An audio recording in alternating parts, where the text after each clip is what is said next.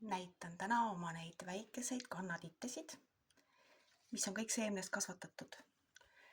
Paljude kasvatamist ma alustasin juba, siin on näha, oktoobris. On läinud seemned potti ja nüüdseks on juba taim päris ilus. Teised on siin enam-vähem samal ajal, mis on selles suuremas potis. Nii, ja sellised. Need on mul kõik juba ümber istutatud, et oleks rohkem ruumi kasvamiseks.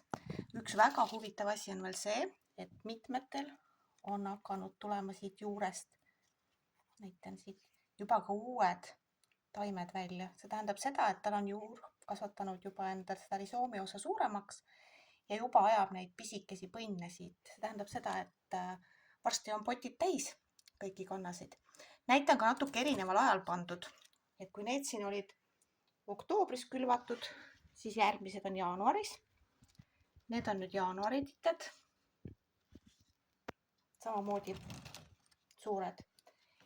Ja kõige viimane sats on mul siin veebruari lõpp. Ja need on nüüd veebruari lõpu omad. Isegi need on juba suuremad.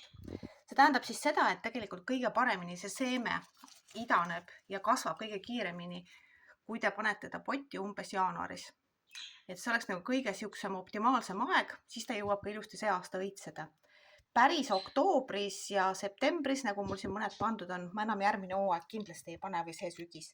Et alustan ikkagi natuke hiljem selle kasvatamisega, sest nad jõuavad enam-vähem samale kaugusele, nagu siit on näha. Kas see, mis on pandud oktoobris potti või see, mis on pandud siin jaanuari lõpus. Nii et tulemus tegelikult on väga sarnane.